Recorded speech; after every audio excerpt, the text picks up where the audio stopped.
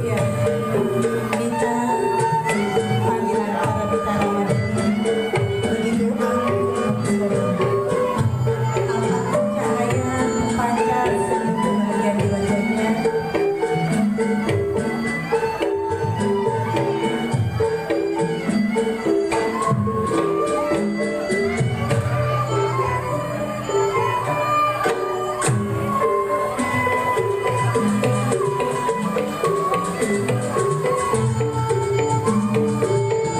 Diiringi dengan tarian langkah pelan-pelan pasti siap untuk mengarungi kehidupan rumah tangga yang alhamdulillah acara akan telah dilakukan tadi pagi, yaitu jam 8 pagi di gedung Geraha Ini.